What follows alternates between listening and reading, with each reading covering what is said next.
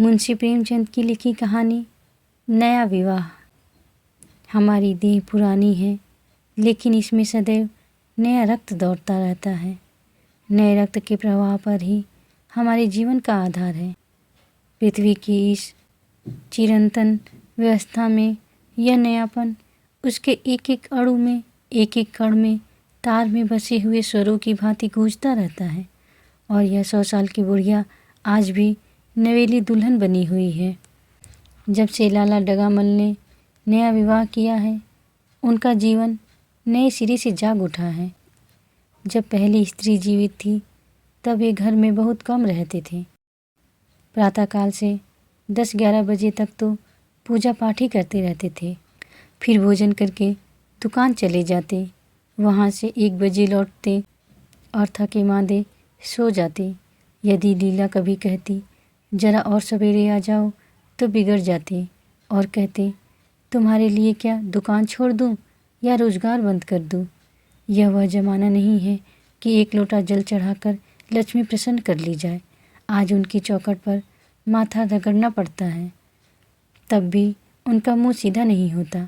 लीला बेचारी चुप हो जाती। अभी 6 महीने की बात है, लीला को ज्वर चढ़ा हुआ था। लाला जी दुकान जाने लगे, तब उसने डरते डरते कहा था, देखो मेरा जी अच्छा नहीं है, जरा सवेरे आ जाना। डगामल ने पगड़ी उतार कर खूंटी पर लटका दी और बोले, अगर मेरे बैठे रहने से तुम्हारा जी अच्छा हो जाए तो मैं दुकान पर न जाऊंगा। लीला हताश होकर बोली, मैं दुकान जाने को तो नहीं मना करती, केवल जरा सवेरे आने को कहती हूँ। तो क्या दुकान पर बैठा मौज किया करता हूँ? लीला इसका क्या जवाब देती। पति का स्नेहहीन व्यवहार उसके लिए कोई नई बात न थी। इधर कई साल से उसे कठोर अनुभव हो रहा था कि उसको इस घर में कद्र नहीं है। वह अक्सर इस समस्या पर विचार भी किया करती, पर वह अपना कोई अपराध न पाती। वह पति की सेवा पहले से कहीं ज़्यादा करती, उनके कार्यभार को हल्का करने की बराबर चेष्टा करती, बराबर प्रसन्नचित्त रहती, कभी उनकी आज्ञा के विरुद्ध कोई काम नहीं करती। अगर उसकी जवानी ढल चुकी थी तो इसमें उसका क्या अपराध था कि इसकी जवानी सदैव स्थिर रहती है। अगर अब उसका स्वास्थ्य उतना अच्छा न था तो इसमें उसका क्या दोष, उसे बेकसूर क्यों दंड दिया जाता है।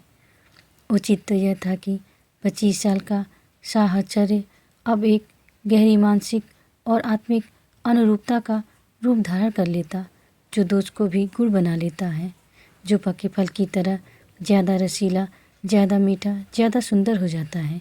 लेकिन लाला जी का वाणिक हृदय हर एक पदार्थ को वाणिज्य की तराजू से तौलता था। बूढ़ी गाय जब न दूध दे सकती है न बच्चे, तब उसके लिए गौशाला ही सबसे अच्छी जगह है। उनके विचार में लीला के लिए इतना ही काफ़ी था कि मालकिन बनी रहे, आराम से खाए और पड़ी रहे। उसे अख्तियार है, चाहे जितने जेवर बनवाए, चाहे जितना स्नान व पूजा करे, केवल उनसे दूर रहे। मानव प्रकृति की जटिलता का एक रहस्य यह था कि डगामल जिस आनंद से लीला को वंचित रखना चाहते थे, जिसकी उसके लिए कोई ज़रूरत ही न समझते थे, खुद उसी के लिए सदैव प्रयत्न करते रहते थे। लीला 40 साल की होकर बूढ़ी समझ ली गई थी, किंतु खुद 43 के होकर भी अभी जवान थी। जवानी के उन्माद और उल्लास से भरे हुए लीला से अब उन्हें एक तरह की अरुचि होती थी, और वह दुखिया जब अपने त्रुटियों का अनुभव करके प्रकृति के निर्दय आघातों से बचने के लिए रंग व रोगन की आड़ लेती, तब लाला जी उसके बूढ़े नखरों से और भी घृणा करने लगते। वे कहते, वाह रे तृष्णा, 7 लड़कों की तो माँ हो गई, बाल खिचड़ी हो गए, चेहरा धुले हुए फलालेन की तरह सिकुड़ गया, मगर आपको अभी महावर, सिंदूर, मेहंदी और उपटन की हवस बाकी ही है। औरतों का स्वभाव भी कितना विचित्र है, न जाने क्यों बनाव श्रृंगार पर इतना जान देती हैं। पूछो अब तुम्हें और क्या चाहिए? क्यों नहीं मन को समझा लेती कि जवानी विदा हो गई है और इन उपदानों से वह वापस नहीं बुलाई जा सकती। लेकिन खुद जवानी का स्वप्न देखते रहते थे। उनकी जवानी की तृष्णा अभी शांत न हुई थी। जाड़ों में रसों और पार्कों का सेवन करते रहते थे। हफ्ते में 2 बार खिजाब लगाते और एक डॉक्टर से मंकी ग्लैंड के विषय में पत्र व्यवहार कर रहे थे। लीला ने उन्हें असमंजस में देखकर कातर स्वर में पूछा, कुछ बतला सकते हो? कै बजे आओगे? लाला जी ने शांत भाव से पूछा, तुम्हारा जी आज कैसा है? लीला क्या जवाब दे? अगर कहती है कि बहुत खराब है तो शायद वे महाशय वहीं बैठ जाए और उसे जली कटी सुनाकर अपने दिल का बुखार निकाले। अगर कहती है कि अच्छी हूँ तो शायद निश्चिंत होकर 2 बजे तक कहीं खबर ले।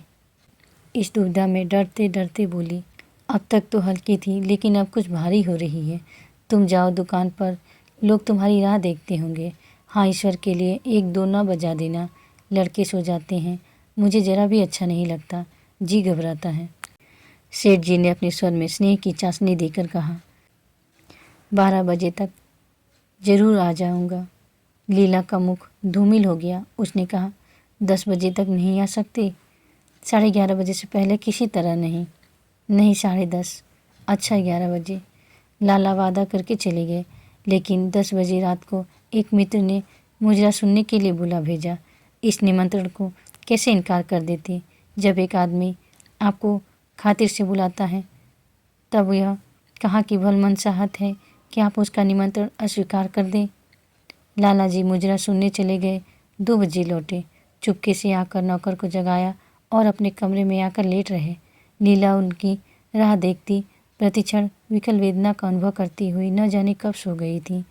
अंत को इस बीमारी ने अभागिनी लीला की जान ही लेकर छोड़ा। लाला जी को उसके मरने का बड़ा दुख हुआ। मित्रों ने संवेदना के तार भेजे। एक दैनिक पत्र ने शोक प्रकट करते हुए लीला की मानसिक और धार्मिक सद्गुणों को खूब बढ़ाकर वर्णन किया। लाला जी ने इन सभी मित्रों को हार्दिक धन्यवाद दिया और लीला के नाम से बालिका विद्यालय में 5 वजीफे प्रदान किए तथा मृतक भोज तो जितने समारोह से किया गया वह नगर के इतिहास में बहुत दिनों तक याद रहेगा। लेकिन 1 महीना भी न गुजरने पाया था कि लाला जी के मित्रों ने चारा डालना शुरू कर दिया और उसका यह असर हुआ कि 6 महीने की विधुरता के तप के बाद उन्होंने दूसरा विवाह कर लिया। आखिर बेचारे क्या करते? जीवन में एक सहचरी की आवश्यकता तो थी ही और इस उम्र में तो एक तरह से अनिवार्य हो गई थी। जब से नई पत्नी आई, लाला जी के जीवन में आश्चर्यजनक परिवर्तन हो गया। दुकान से अब इतना प्रेम नहीं था। लगातार हफ्तों न जाने में भी उनके कारोबार में कोई हर्ज नहीं होता था। जीवन के उपभोग की जो शक्ति दिन दिन क्षीण होती जाती थी, अब वह चींटी पाकर सजीव हो गई थी। सूखा पेड़ हरा हो गया था। उसमें नई नई कोपलें फूटने लगी। मोटर नई आ गई थी। कमरे नए फर्नीचर से सजा दिए गए थे। नौकरों की भी संख्या बढ़ गई थी। रेडियो आ पहुंचा था और प्रतिदिन नए नए उपहार आते रहते थे। लाला जी की बूढ़ी जवानी जवानों की जवानी से भी प्रखर हो गई थी। उसी तरह जैसे बिजली का प्रकाश चंद्रमा से ज़्यादा स्वच्छ और मनोरंजक होता है। लाला जी को उनके मित्र इस रूपांतर पर बधाइयाँ देते। तब वे गर्व के साथ कहते, भाई हम तो हमेशा जवान रहे और हमेशा जवान रहेंगे। बुढ़ापा यहाँ आए तो उसके मुंह में कालिख लगाकर गधे पर उल्टा सवार करा के शहर से निकाल दे। जवानी का उम्र से उतना ही संबंध है जितना धर्म का आचार से, रुपए का ईमानदारी से, रूप का श्रृंगार से। आजकल के जवानों को आप जवान कहते हैं, उनकी 1000 जवानियों को अपने 1 घंटे से भी न बदलूंगा। मालूम होता है उनकी ज़िंदगी में कोई उत्साह ही नहीं, कोई शौक़ नहीं। जीवन क्या है? गले में पड़ा हुआ एक ढोल है। यही शब्द घटा बढ़ाकर वे आशा के हृदय पटल पर अंकित करते रहते थे। उससे बराबर सिनेमा, थिएटर और दरिया की सैर के लिए आग्रह करते रहते। लेकिन आशा को न जाने क्यों इन बातों में जरा भी रुचि न थी। वह जाती तो थी मगर बहुत टाल टूट के बाद। एक दिन लाला जी ने आकर कहा, चलो आज बजरे की दरिया की सैर करें।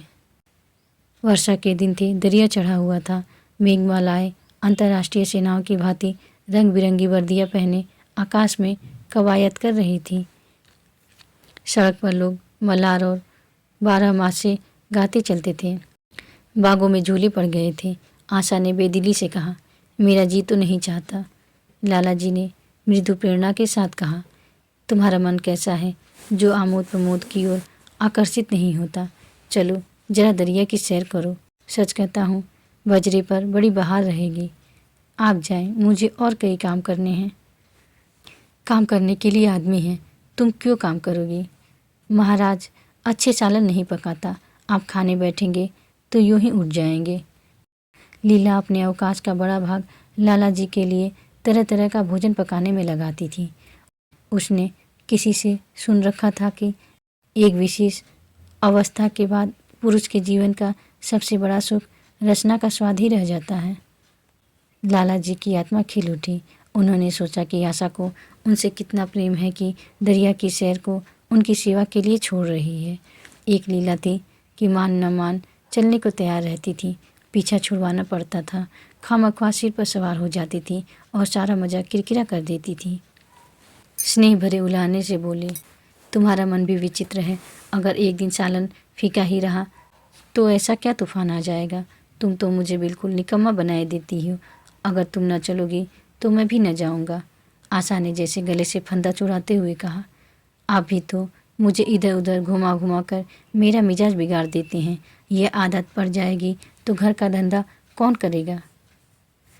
मुझे घर के धंधे की रत्ती भर की परवाह नहीं, बाल की नोक बराबर भी नहीं। मैं चाहता हूँ कि तुम्हारा मिजाज बिगड़े और तुम इस गृहस्थी की चक्की से दूर रहो। और तुम मुझे बार बार आप क्यों कहती हो?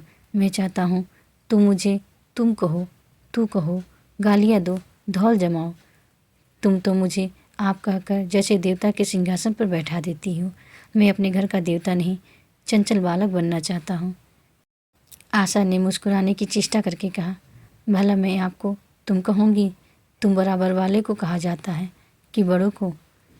मुनीम ने 1 लाख के घाटे की खबर सुनाई होती तो भी शायद लाला जी को इतना दुख न होता जितना आशा के इन कठोर शब्दों से हुआ। उनका सारा उत्साह, सारा उल्लास जैसे ठंडा पड़ गया। सिर पर बाकी रखी हुई फूलदार टोपी, गले में पड़ी हुई जोगिए रंग की चुनी हुई रेशमी चादर, वह तम जेब का बेलदार कुर्ता जिसमें सोने के बटन लगे हुए थे, यह सारा ठाट कैसे उन्हें हास्यजनक जान पड़ने लगा, जैसे वह सारा नशा किसी मंत्र से उतर गया हो। निराश होकर बोले, तो तुम्हें चलना है या नहीं? मेरा जी नहीं चाहता। तो मैं भी न जाऊंगा। मैं आपको कब मना करती हूँ? फिर आप कहा। आशा ने जैसे भीतर से जोर लगाकर कहा। तुम और उसका मुखमंडल लज्जा से आरक्त हो गया। हाँ, इसी तरह तुम कहा करो। तो तुम नहीं चल रही हो? अगर मैं कहूँ तुम्हें चलना पड़ेगा तब चलूँगी। आपकी आज्ञा मानना मेरा धर्म है। लाला जी आज्ञा न दे सके। आज्ञा और धर्म जैसे शब्द उनके कानों में चुभने से लगे। खिसियाते हुए बाहर को चल पड़े। उस वक्त आशा को उन पर दया आ गई। बोली, तो कब तक लौटोगे? मैं नहीं जा रहा हूँ। अच्छा, तो मैं भी चलती हूँ। जैसे कोई जिद्दी लड़का रोने के बाद अपनी इच्छित वस्तु पाकर उसे पैरों से ठुकरा देता है, उसी तरह लाला जी ने मुंह बनाकर कहा, तुम्हारा जी नहीं चाहता तो न चलो। मैं आग्रह नहीं करता। आप नहीं, तुम बुरा मान जाओगी। आशा गई, लेकिन उमंग से नहीं। जिस मामूली वेश में थी उसी तरह चल खड़ी हुई। न कोई सजीली साड़ी, न जड़ाऊ गहने, न कोई श्रृंगार, जैसे कोई विधवा हो। ऐसी ही बातों पर लाला जी मन में झुंझला उठते थे। ब्याह किया था जीवन का आनंद उठाने के लिए, झिलमिलाते हुए दीपक में तेल डालकर उसे और चटक करने के लिए। अगर दीपक का प्रकाश तेज न हुआ तो तेल डालने से क्या लाभ? न जाने इसका मन क्यों इतना शुष्क और नीरस है, जैसे कोई ऊसर का पेड़ हो। कितना ही पानी डालो उससे हरी पत्तियों के दर्शन न होंगे।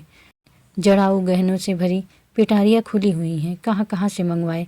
दिल्ली से, कलकत्ते से, फ्रांस से कैसी कैसी बहुमूल्य साड़ियाँ रखी हुई हैं, एक नहीं सैकड़ों, पर केवल संदूक में कीड़ों का भोजन बनने के लिए।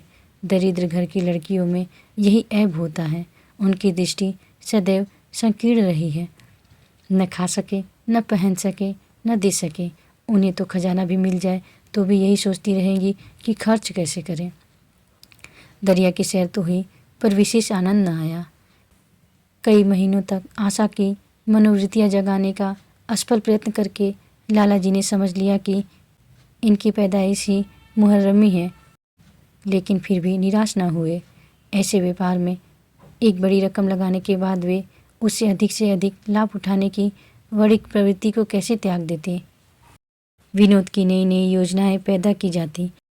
ग्रामोफोन अगर बिगड़ गया है, गाता नहीं या साफ आवाज़ नहीं निकलती तो उसकी मरम्मत करानी पड़ेगी। उसे उठाकर रख देना तो मूर्खता है।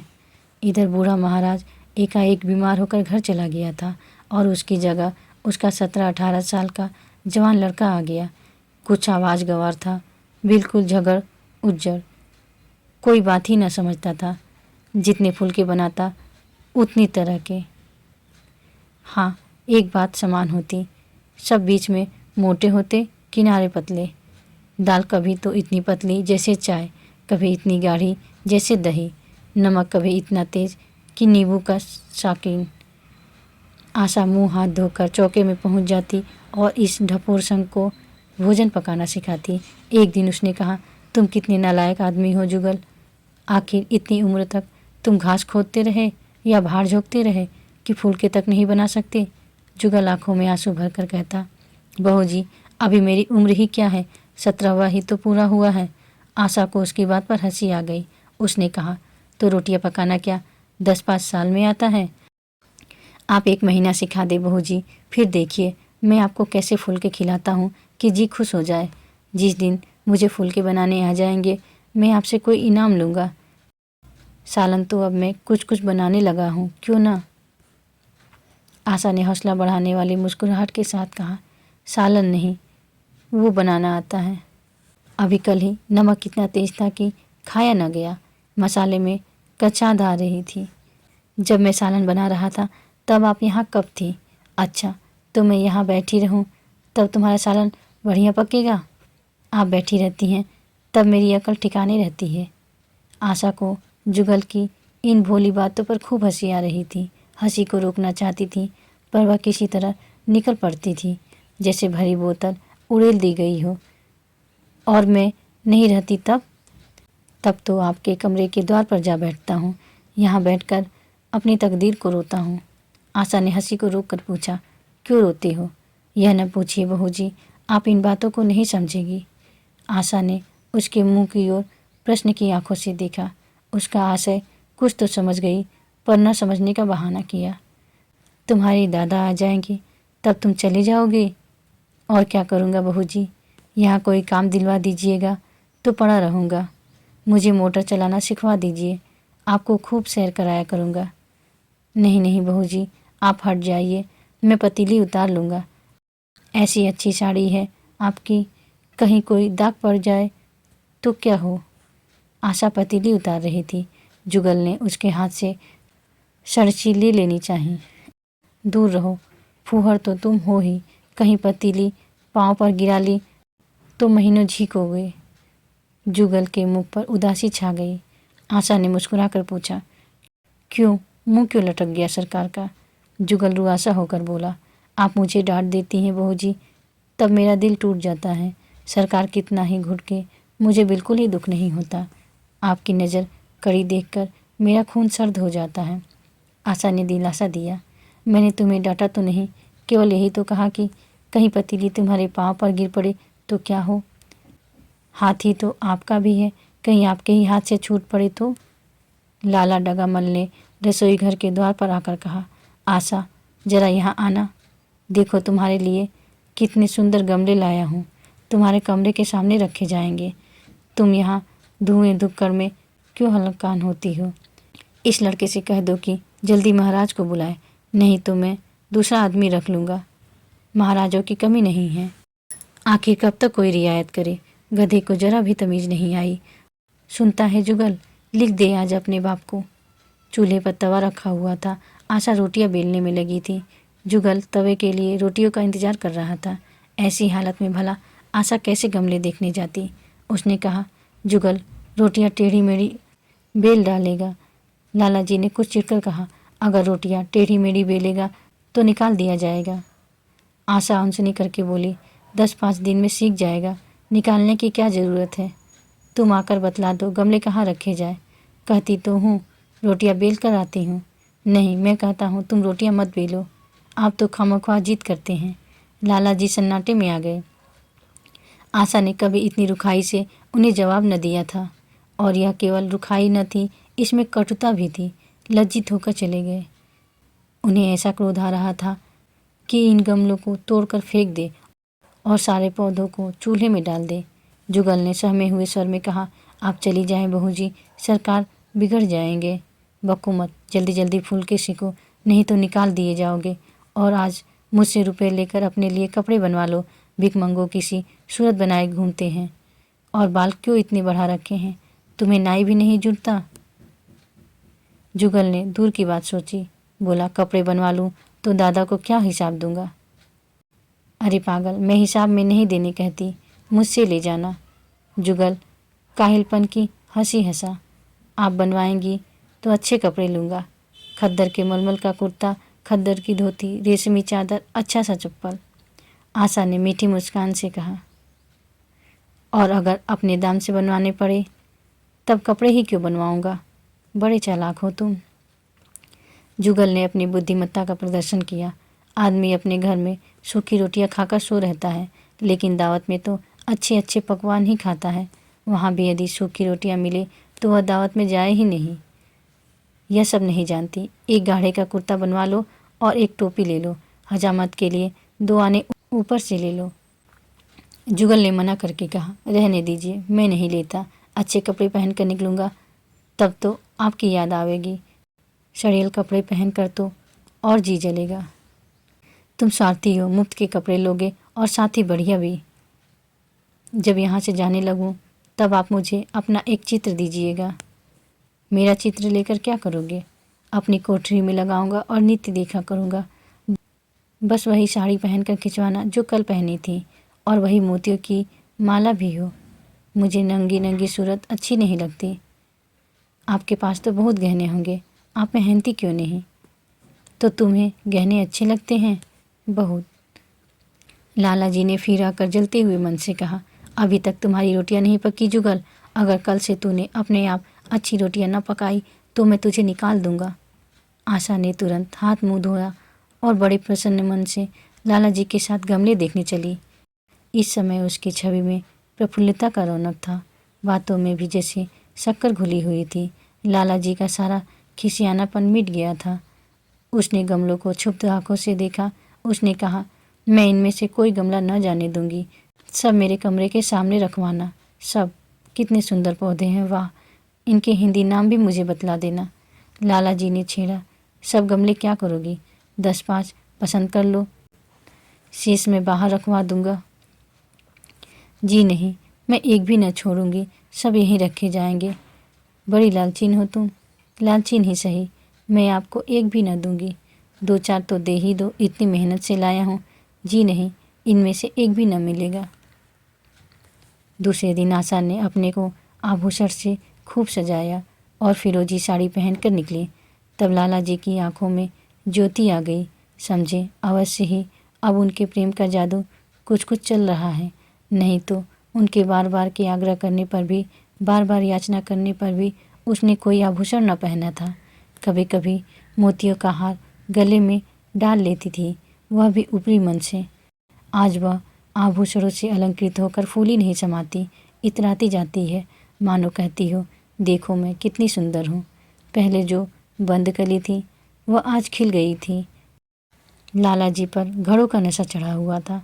वे चाहते थे उनके मित्र और बंधुवर्ग आकर इस सोने की रानी के दर्शनों से अपनी आंखें ठंडी करें, देखे कि वह कितनी सुखी, संतुष्ट और प्रसन्न है। जिन विद्रोहियों ने विवाह के समय तरह तरह की शंकाएं की थी, वे आंखें खोलकर देखे कि डगामल कितना सुखी है। विश्वास, अनुराग और अनुभव ने चमत्कार किया है। उन्होंने प्रस्ताव किया, चलो कहीं घूम आए, बड़ी मज़ेदार हवा चल रही है। आशा इस वक्त कैसे जा सकती थी? अभी उसे रसोई में जाना था। वहाँ से कहीं 12-1 बजे फुर्सत मिलेगी। घर के दूसरे धंधे सिर पर सवार हो जाएंगे। सैर सपाटे के पीछे क्या घर चौपट कर दे? सेठ जी ने उसका हाथ पकड़ लिया और कहा, नहीं, आज मैं तुम्हें रसोई में न जाने दूंगा। महाराज के किए कुछ न होगा तो आज उसकी सामत भी आ जाएगी। आशा के मुख पर से वह प्रफुल्लता जाती रही। मन भी उदास हो गया। एक सोफा पर लेट कर बोली, आज न जाने क्यों कलेजे में मीठा मीठा दर्द हो रहा है। ऐसा दर्द कभी नहीं होता था। सेठ जी घबरा उठे। यह दर्द कब से हो रहा है? हो तो रहा है रात से ही, लेकिन अभी कुछ कम हो गया था, अब फिर होने लगा है। रह रहकर जैसे चुभन हो जाती है। सेठ जी एक बात सोचकर दिल ही दिल में फूल उठे। अब ये गोलियां रंग ला रही हैं। राजवैद्य जी ने कहा था कि जरा सोच समझकर इनका सेवन कीजिएगा। क्यों न हो, खानदानी वैद्य हैं। इनके बाप बनारस के महाराजा के चिकित्सक थे। पुराने और परिचित नुस्खे हैं इनके पास। उन्होंने कहा, तो रात से ही यह दर्द हो रहा है, तुमने मुझसे कहा नहीं तो वैद्य जी से कोई दवा मंगवाता। मैंने समझा था आप अच्छा हो जाएगा, मगर अब बढ़ रहा है। कहाँ दर्द हो रहा है, जरा देखूं, कुछ सूजन तो नहीं है? सेठ जी ने आशा के आंचल की तरफ हाथ बढ़ाया। आशा ने शर्मा कर सिर झुका लिया। उसने कहा, यह तुम्हारी शरारत मुझे अच्छी नहीं लगती। मैं अपनी जान से मरती हूँ, तुम्हें हंसी सूझती है। जाकर कोई दवा ला दो। सेठ जी अपने पुंसत्व का यह डिप्लोमा पाकर उससे कहीं ज़्यादा प्रसन्न हुए जितना राय बहादुरी पाकर होते। इस विजय का डंका पीटे बिना उन्हें कैसे चैन आ सकता था। जो लोग उनके विवाह के विषय में द्वेष में टिप्पणियाँ कर रहे थे, उन्हें नीचा दिखाने का कितना अच्छा अवसर हाथ आया है। और इतनी जल्दी। पहले पंडित भोलेनाथ के पास गए और भाग्य ठोक कर बोले, भाई मैं तो बड़ी विपत्ति में फंस गया। कल से कलेजे में दर्द हो रहा है, कुछ बुद्धि काम नहीं करती। कहती है ऐसा दर्द पहले कभी नहीं हुआ। भोलानाथ ने कुछ बहुत हमदर्दी न दिखाई। सेठ जी यहाँ से उठकर अपने दूसरे मित्र लाला फागमल के पास पहुँचे और उनसे भी लगभग इन्हीं शब्दों में यह शोक संवाद कहा। फागमल बड़ा सोहदा था, मुस्कुराकर बोला, मुझे तो आपकी शरारत मालूम होती है। सेठ जी की बातें खिल गई। उन्होंने कहा, मैं अपना दुख सुना रहा हूँ और तुम्हें दिल लगी सोचती है। जरा भी आदमियत तुम में नहीं है। मैं दिल लगी नहीं कर रहा हूँ, इसमें दिल लगी की क्या बात है? वे हैं कमसिन, कोमलांगी, आप ठहरे पुराने लठैत, दंगल के पहलवान। बस अगर यह बात ना निकले तो मूछें मुड़वा लूँ। सेठ जी की आंखें जगमगा उठी। मन में यौवन की भावना प्रबल हो उठी और उसके साथ ही मुख पर भी यौवन की झलक आ गई। छाती जैसे कुछ फैल गई। चलते समय उनके पग कुछ अधिक मजबूती से जमीन पर पड़ने लगे और सिर की टोपी भी न जाने कैसे बाकी हो गई। आकृति से बागपन का सान बरसने लगा। जुगल ने आशा को सिर से पांव तक जगमगाते देखकर कहा, बस बहू जी, आप इसी तरह पहने ओढ़े रहा करें। आज मैं आपको चूल्हे के पास न आने दूंगा। आशा ने नैन बाढ़ कर कहा, क्यों, आज यह नया हुक्म क्यों? पहले तो तुमने कभी मना नहीं किया। आज की बात दूसरी है। जरा सुनो क्या बात है। मैं डरता हूँ आप कहीं नाराज न हो जाए। नहीं नहीं, कहो, मैं नाराज न होंगी। आज आप बहुत सुंदर लग रही हैं। लाला डगामल ने असंख्य बार आशा के रूप और यौवन की प्रशंसा की थी, मगर उनकी प्रशंसा में उसे बनावट की गंध आती थी। वह शब्द उनके मुख से निकलकर कुछ ऐसे लगते थे जैसे कोई पंगु दौड़ने की चेष्टा कर रहा हो। जुगल के इन सीधे शब्दों में एक उन्माद था, नशा था, एक चोट थी। आशा की सारी देह प्रकंपित हो गई। तुम मुझे नज़र लगा दोगे जुगल, इस तरह क्यों घूरते हो? जब यहाँ से चला जाऊँगा तब आपकी बहुत याद आएगी। रसोई पकाकर तुम सारे दिन क्या किया करते हो? दिखाई नहीं देते। सरकार रहते हैं इसलिए नहीं आता।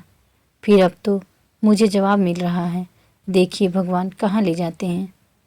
आशा की मुख मुद्रा कठोर हो गई। उसने कहा, कौन तुम्हें जवाब देता है? सरकार ही तो कहते हैं तुझे निकाल दूंगा। अपना काम किए जाओ, कोई नहीं निकालेगा। अब तो तुम फुलके भी अच्छे बनाने लगे। सरकार हैं बड़े गुस्सेवर।